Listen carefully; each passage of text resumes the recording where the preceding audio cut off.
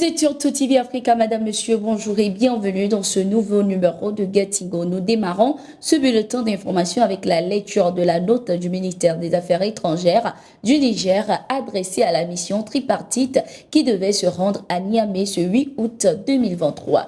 Le ministère des Affaires étrangères et de la coopération de la République du Niger présente ses compliments à la représentation résidente de la communauté économique des États de l'Afrique de l'Ouest, CEDEAO, à Niamey et à l'honneur d'accuser réception de sa note numéro 62 ECW PRENE RR-8-2023 en date du 6 août 2023 relative à l'arrivée à Niamey le 8 août 2023 par vol spécial affrété par les Nations Unies d'une mission conjointe de la CEDEAO, des Nations Unies et de l'Union africaine.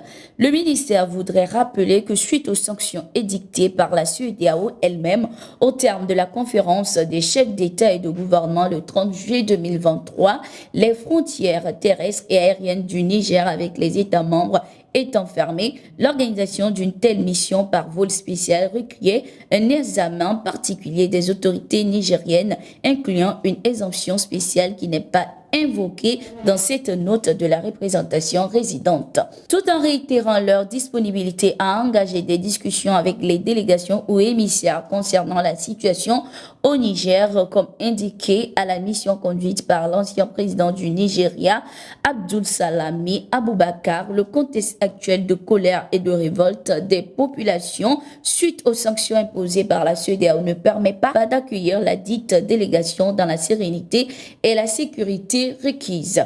Au regard de ce qui précède et de la nécessité de convenir au préalable avec les autorités nigériennes des dates, contours et programmes des dites visites, le report de la mission annoncée le 8 août 2023 à Niamey s'avère nécessaire, tout comme la révision de certains aspects du programme, dont les rencontres avec certaines personnalités qui ne peuvent avoir lieu pour des raisons évidentes de sécurité dans cette atmosphère de menaces d'agression contre le Niger. Le ministère des Affaires étrangères et de la coopération de la République du Niger prie la représentation résidente de la communauté économique des États de l'Afrique de l'Ouest, CEDEAO, à Niamey, de bien vouloir communiquer les observations ci-dessus à la commission de la CEDEAO et saisit cette occasion pour lui renouveler les assurances de sa haute considération. Fait à Niamey le 7 août 2023. Et voilà, c'était tout pour le communiqué du ministère des Affaires étrangères du Niger à la mission tripartite.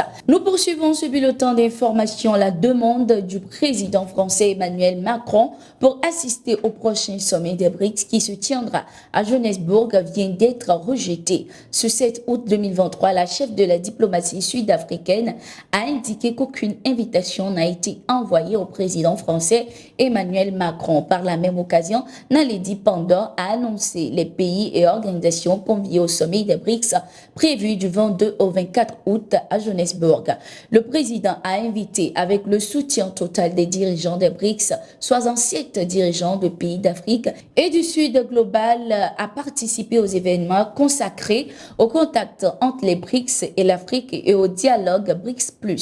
Pour l'heure, les confirmations ont été reçues d'au moins 34 pays, a déclaré la diplomate.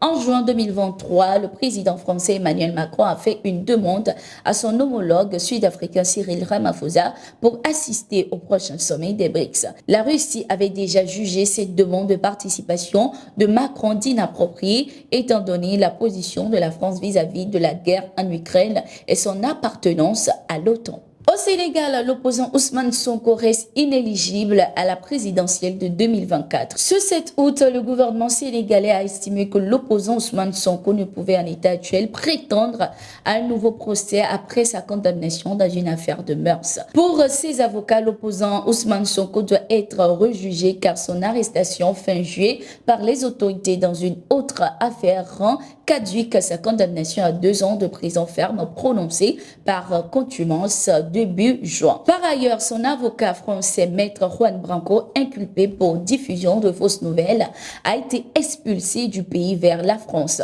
Notons qu'à l'heure actuelle, l'opposant se trouve aux urgences d'un hôpital de Dakar suite à sa grève de la faim depuis son incarcération le 30 juillet 2023. Dans un communiqué, le PASTEF prévient qu'il tiendra les autorités pour responsables de la santé de l'opposant.